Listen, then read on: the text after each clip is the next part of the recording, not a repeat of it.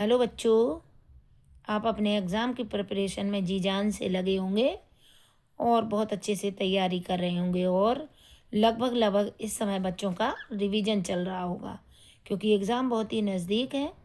तो आज मैं आपके लिए इम्पोर्टेंट क्वेश्चन में जेनेटिक्स का syndrome, Turner syndrome, down syndrome और क्लाइनफेल्टर सिंड्रोम लेकर आई हूँ। चूँकि आपको इससे पहले मुझे ये समझाना ज़रूरी है सिंड्रोम होता क्या है। तो सिंड्रोम को समझने से पहले आपको पता है कि मनुष्य में 46 क्रोमोसोम पाए जाते हैं। 46 मतलब 23 जोड़ी। उसमें से 44 यानी 44 तो होते हैं ऑटोसोम्स, जो या दैहिक गुणसूत्र, जो मनुष्य के दैहिक गुणों का निर्धारण करते हैं।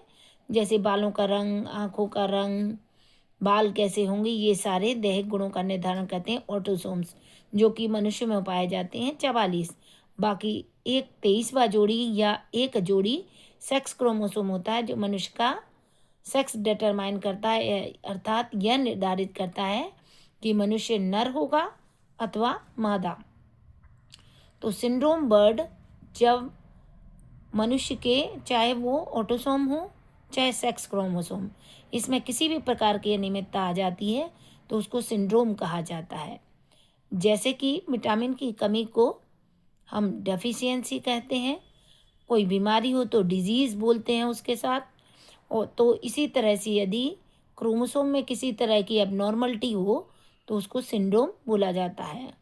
और आपके 12th बायो के सिलेबस में केवल 3 ही syndrome, Turner syndrome, Klinefelter syndrome और डाउन सिंड्रोम दिए हैं।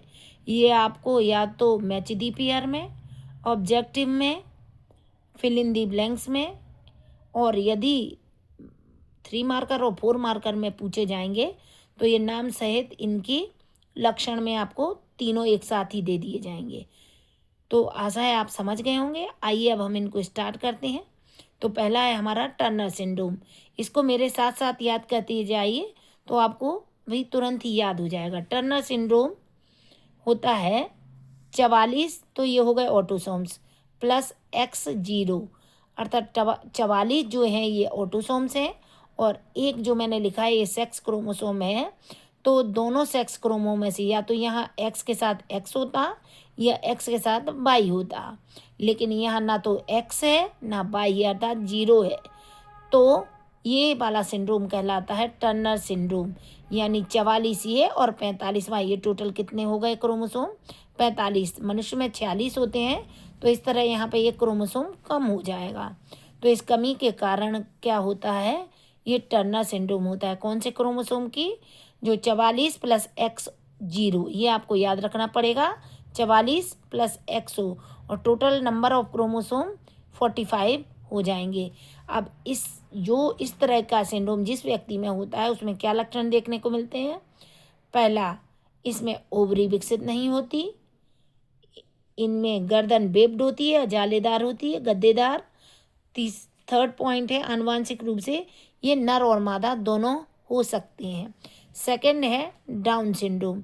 डाउन सिंड्रोम जो 21वीं जोड़ी का ऑटोसोम होता है, अर्थात दैहिक गुणसूत्र। अभी हम पढ़ रहे थे टर्नर सिंड्रोम जो सेक्स क्रोमोसोम में अनियमितता थी। अब डाउन सिंड्रोम में 21वां जोड़ी जो ऑटोसोम होता है उसमें 2 की जगह 3 गुणसूत्र होते हैं। अब 2 की जगह 3 होंगे माने एक बढ़ गया, तो टोटल जो 46 मनुष्य में होते हैं वो 47 क्रोमोसोम हो जाएंगे। तो डाउन सिंड्रोम होता है 21वें क्रोमोसोम की ट्राइसोमी। ट्राइसोमी मतलब होता है 3 गुणसूत्र हो जाते हैं। इसके लक्षण होते हैं छोटा कद व कमजोर दिमाग और मुख खुला व आंखें तिरछी। थर्ड पॉइंट, इसको मंगोली जड़ता या मंगोलियम इडियोजिज्म या मूर्खता कहते हैं। नेक्स्ट है क्लाइनफेल्टर सिंड्रोम। क्लाइनफेल्टर सिंड्रोम भी सेक्स क्रोमोसोम में एक क्रोमोसोम की अधिकता के कारण होता है।